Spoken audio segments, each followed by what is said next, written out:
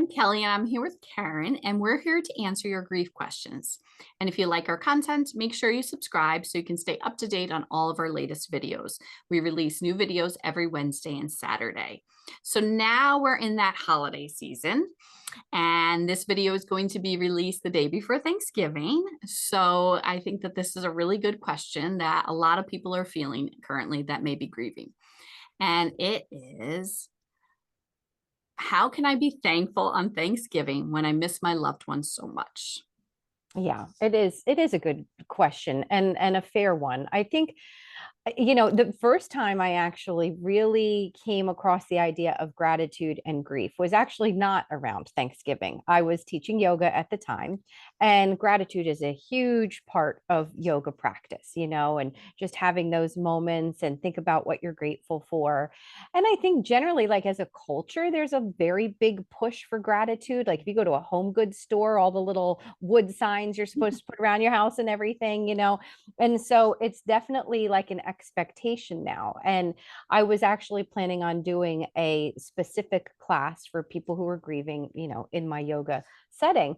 And I kind of was getting to the part where I was writing the program, like, wait a minute, like this doesn't feel fair, to ask grieving people to be listing what they're grateful for, because I think a lot of times people don't feel very grateful. I mean, the words I hear more often than not are I feel cheated, or I just feel shortchanged, or I feel resentful.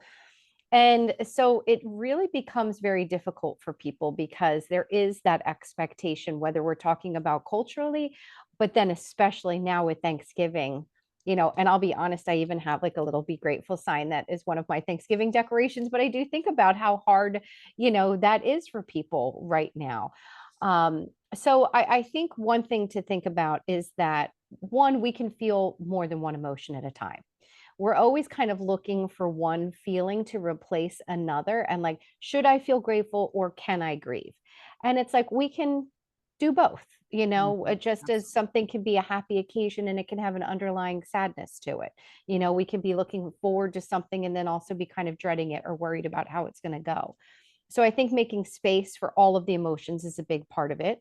Um, I also think really validating that, like, it's okay, to not feel very grateful. I think this gets muddied in people's minds because they do start to kind of list off like, well, I have nice friends and I've got some good family. And, it's not like I have this, and this, they'll start listing all the other things that they don't have going on. And I think we have a tendency when we're in bad emotions to just pile on other bad emotions. And if we start to feel like a bad person on top of everything else because I'm not being grateful enough, well, that's not helping anything. Right. So just validating that feeling for yourself, I think, is really important too. That if you do feel shortchanged, if you do feel cheated, you can be grateful for the people in your life and still wish that all of this hadn't happened. I agree. I do talk a lot about gratitude with my clients. It is something that I encourage gratitude journals all the time because I think, like you said, you can have these two feelings and that's okay. And sometimes, what the research says about gratitude, right? It really can shift our mindset Mm. if we practice gratitude and something as simple as a gratitude journal, 3 to 5 things that you're grateful for that happened that day, not like overall, but maybe in every day. And I always think it's like, when we're grieving, that's really hard to do, but that's sometimes where the magic can be. And we can find, maybe it's just the day where you're grateful that the person held the door open for you. And maybe that's what you're grateful for, or that the sun was shining, or, that your sandwich was really good at lunch, whatever it is. Sometimes if we can shift our focus to just even the little things, it can change our perspective.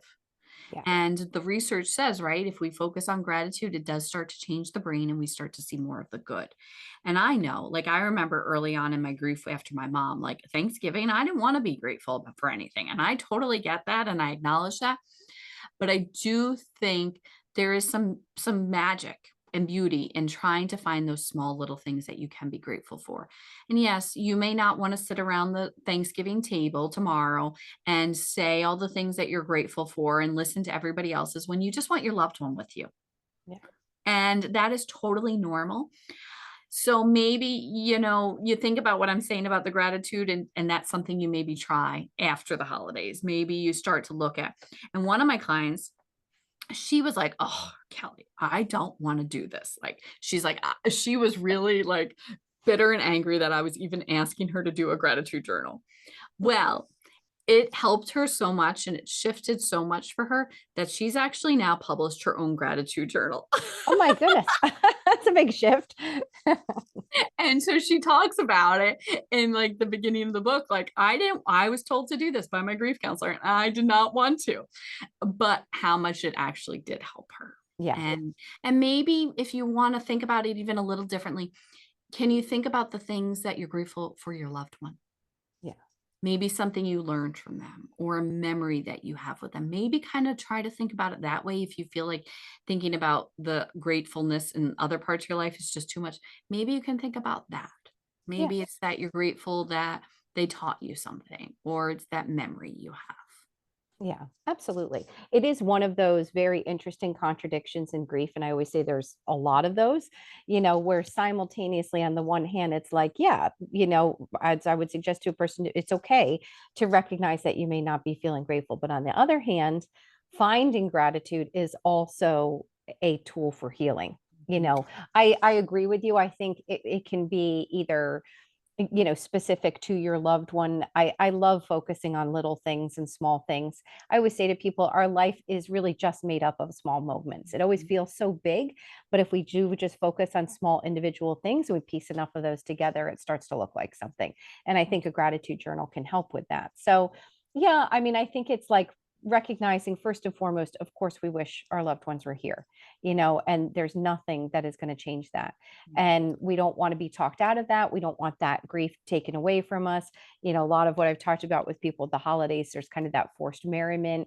And if it feels like a forced gratitude, it doesn't feel very good. So this has to be something definitely that you do in your time and when you feel ready. And like you said, maybe even just as like a post-holiday sort of thing, to be thinking about. But I do love that idea of the journaling. I think that's great. So, to sum up Yes. our video, Karen, how can I be thankful on Thanksgiving when I miss my loved ones so much?